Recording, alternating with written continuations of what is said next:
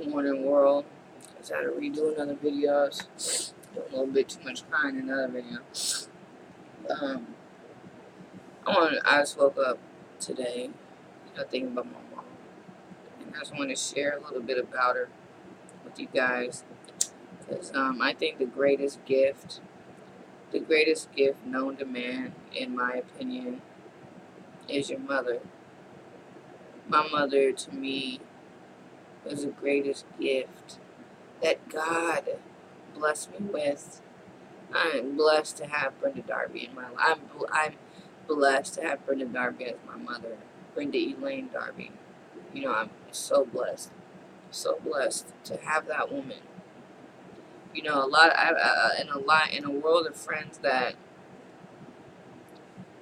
never really have close relationships with their mom, I'm so blessed because it is the most beautiful thing to be close to your mother, to have a peer friendship, to the kids out there that have, the girls out there that have good relationship with their mom. They know what I'm talking about.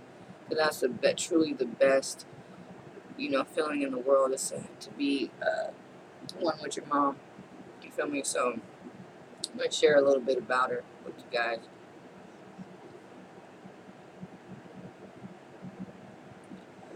We moved to Alaska in 1989 before I turned 2. We lived on 425 Price Street, number 9, and my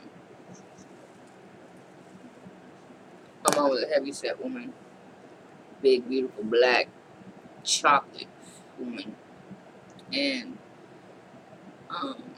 on Price, she had sleep apnea, and she would sorry, bro, right now. She would fall asleep a lot, and while I'm on it, people who find themselves falling asleep, driving, falling asleep, not feeling like when they wake up, not feeling like they had enough sleep. Anything like sleep apnea is serious. You please get a sleep study. You guys need to get sleep studies for sleep apnea because people are dying. People fall asleep behind the wheel. It's dangerous. Your life is at risk, especially when you're driving by yourself. I think my uncle had sleep apnea, and he died. He died in a car accident, head-on collision, falling asleep at the wheel. So sleep apnea is a serious condition, and people need to take it serious because your life matters, and you should definitely get checked. So my mom used to sleep a lot. Like she'd fall asleep a lot. She'd be up late and sleep a lot in the daytime. Like like if we were driving, like there was time where we were driving and she fell asleep at the wheel, and I nudge her. I saw be with her a lot. Me and my mom, are like this. So on 425, it just seemed like my mom did. It didn't seem like my mom was happy, but I love my mom. I love my mom. I love that lady. And so, it seemed like she just did. Like it did. Like it didn't seem like my mom. My mom didn't seem happy at all, and it seemed like she was would tear herself down, like she just, like she just, nobody finessed her, like man, no one finessed her, and so I think I was about 5 or 6. I went to the doctor with her, and they like she was anemic, and she'd always been anemic, but that she was anemic and she needed she needed to lose weight.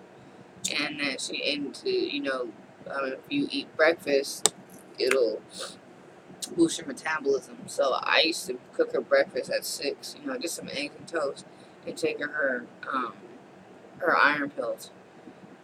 So she would take them because she wouldn't. If I didn't do it, she wouldn't. Mom did not take her medicine or anything like that. So we did. So I did that. She went to the jails a lot. Court a lot. I don't know why, but I used to go with her, a lot to the post office. Me and my mom used to ride. You know what I'm saying?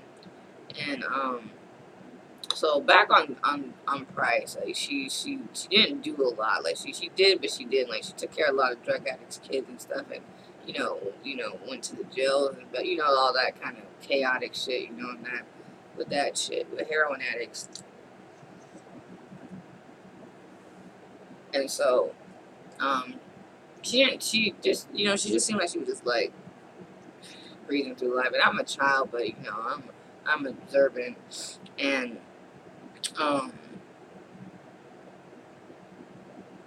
And then when we moved to Tagalog, I think I was like 7 or 8 when we moved there. And I started going to church at 9. It was nice. It was a 5-bedroom house. It was nice. We had 2 kitchens or whatever. And so we started going to church, and we started putting the prayer request box for my mom to go to church. And and then I used to do it just to put them there, you know. At first it was like, but then we were there, and I'm like, you know.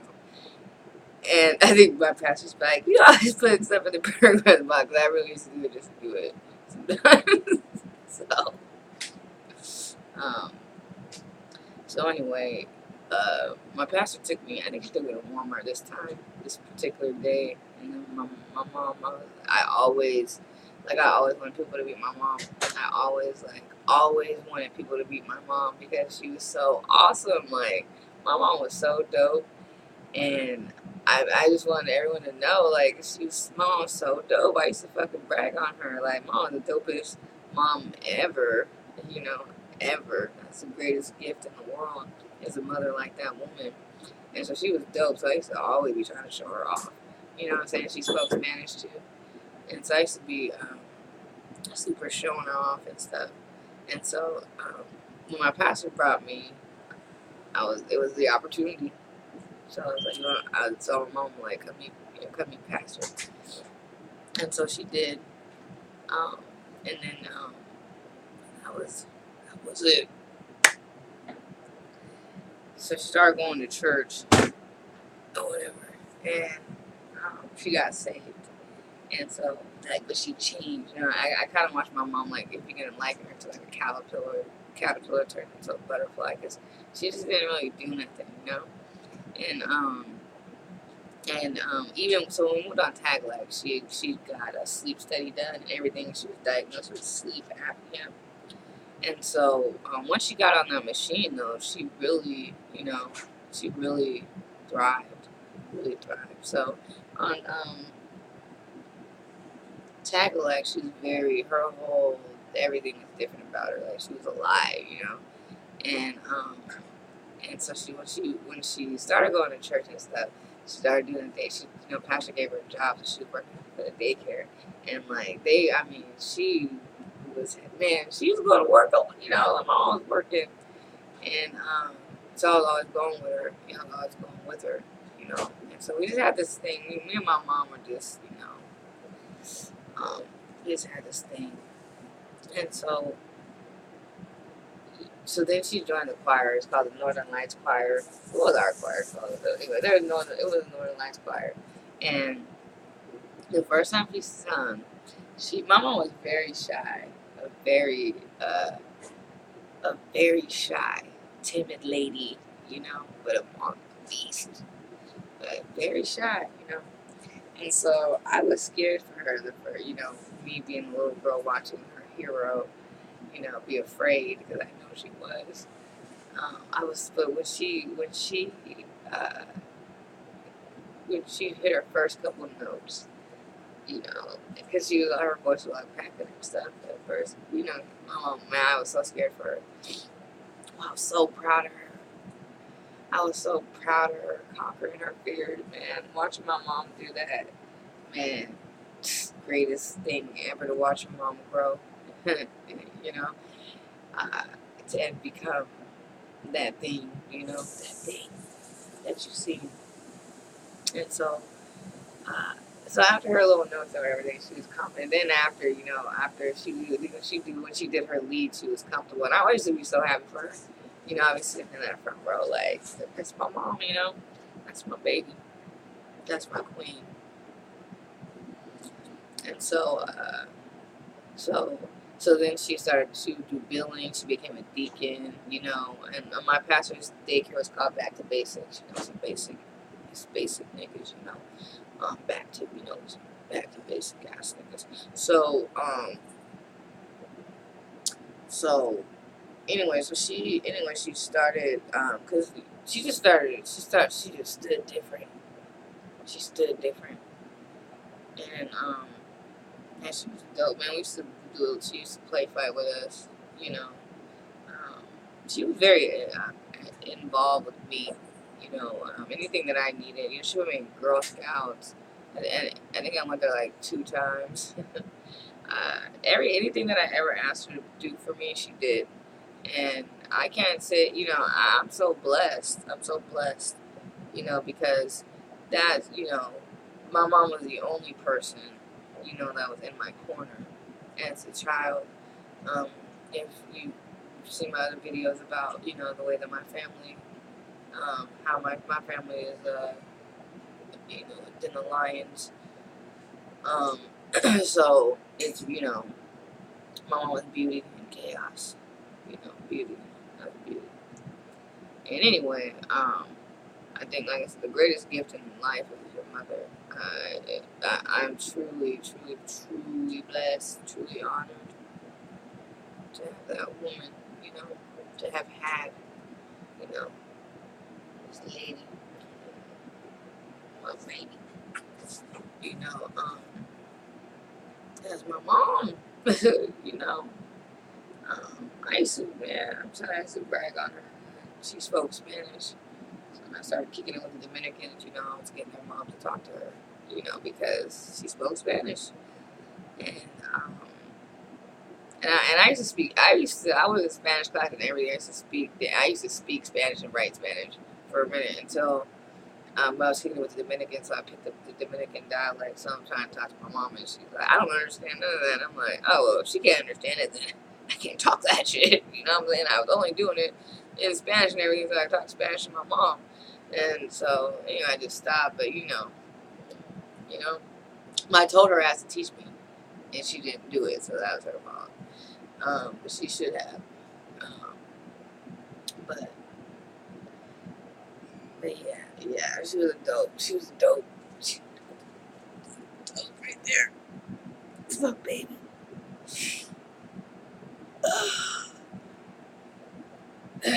And so she used to hate taking pictures. She used to hate her. She used to not like herself, honestly. And she grew to love herself. Man, that's a beautiful man. She's a talented. That's a talented thing. She used to be sitting in the. We used to get ready for church and shit or whatever. She would be sitting in the back. She could sit in the bathroom and get through. She used to have this little thin ass curling iron, and you know she could get the back of her head by herself with a curling iron and shit. And it's just like, I would never do that shit. I don't fuck with curling iron. They hurt. I've been burnt a little too many times. So I don't really fuck with it. You can ask me about like the heat, you know, I'll be like, I can't do it. So, but she used to do that shit. And she used to sit in a chair. I don't know how she did, but I mean, talented, man. Talented. I mean, you can curl the back of your head with a curling iron and not burn yourself. And you're confident. You is a G. That's gangster shit right there. You can get burned. So anyway, but she just do that kind of shit, you know. So I watched my mom go from like being ran over and silent and no one paying attention, but I paid attention to her. I paid attention to her. That's my man. And then turn it into a fucking bold bear, California bear, for the Lord, bold for the Lord, bold for the Lord. My mom wrote a lot. She has this thing that my sister has at her house, this thing that she wrote. She wrote stuff for God. You hear me? My mom wrote a lot actually. Mom wrote a lot. A lot of stuff. She was a writer. But yeah, that woman, man. Anyway, she I'm truly, truly blessed. You know, it is a blessing to have a mom that you can be one with. It is a blessing to have a mother daughter relationship. It is the biggest. I mean, to have a like, you know, a beautiful mom, man. My mom was so beautiful. My mom, I'm so much of her. I'm so much of her. I just don't do the. You can't walk over me. You know, you might think you can, but believe me, you're not. But she, on the other hand, let people walk over her, and I did not let people walk over her. You know, that's why they really, you know, my family don't, you know, don't fuck with me, then I defend that lady. You're about to be, you know, you can't just be pushing on my mama, and you know, like everyone, like you can ask anybody. I don't fuck around with my mom. You can do a lot of things, but don't fuck with my mama in front of me. I mean, I'm cool. I'm cool, but I didn't play about Brent or Vernice, but Brent I did not play about. And we can go toe to toe behind her. You understand? So, so yeah. Anyway, but that yeah, greatest gift ever. You know, greatest gift that God could ever give is a mother like Brenda Darby.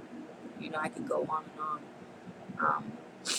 But it's my little butterfly, you know, caterpillar butterfly. You know, she used to have. I call her legs elephant legs. I call her she had elephant legs to me. So her legs used to be really big, and they used to have this. She used to get like this dry skin, like I don't know, it was like this these thick layers of skin, like an elephant. Her legs looked like an elephant. Seriously, like, I had regular skin. She had regular skin, but like lots of dry skin on top of her. I don't know, like this thick layer of dry skin. I don't know how you describe it, but she used to take baths. This is when I was living on. This is when I was living on. We was living on unknown price, and she didn't really do that. Like we did some. Me and my mom I don't know, man. Like she didn't do that. She didn't take care of herself. So she had soaked her legs in the bath, and I took a butter knife and I was scraping all the dry skin. I used to sit and scrape that skin off of her legs, you know, and her feet, you know, so she'd wet them out, and I would scrape it. And I would just sit there, and when we moved to Tagalog, my mom, you know, what's so interesting is that she had this dry. I don't know what it was. Such a thick. When I say elephant skin, it looked like if you look at an elephant's leg, that's how her leg looked, like this thick dry skin. So when we moved to Sunflower, it began to disappear. Like by the time we moved to Tagalog, no, when we lived on Sunflower, she didn't have it no more. Like her legs were visible, like her regular skin, the skin on her feet and her legs. I don't know what that was though, but you know, her as she started going to church and like really getting active and stuff, it just kind of, I don't know what happened. It was gone though, but you know, and you know, her skin was soft. Her skin was soft and stuff. But it used to be rough, you know. And so, anyway, that was just one of the things, you know, me and my mom used to do something that we used to do, you know, I used to do for her. You know, I used to go everywhere with her. I was her companion, you know, her apprentice. Anyway, but that's when I talked to you guys about my mom for a second. I was crying in my other video. I couldn't even today. Too much crying, you know. I mean, I don't mind crying, you know, but I couldn't even do my video. So, but you know, stay up, stay encouraged. You know, more to come. And I'm always be bragging about my mama. You know what I'm saying? It's my baby. It's my queen. It's my queen heart. It's my heartbeat. You know, her and my granny. It's my babies. You know, Zella May. It's my baby right there. Those are my babies. Shit. Don't fuck with them. You know what I'm saying? Don't fuck with them. And they come, here I come to say, what's up, niggas? I'll lay a motherfucker out fucking with them. You understand me? Yes, I go toe to toe for those hoes. You know what I'm saying? They're my hoes right there. You know, I do talk like that to them. Understand this? You know, like no, there's no filter. Anyway, you know, stay up, stay encouraged.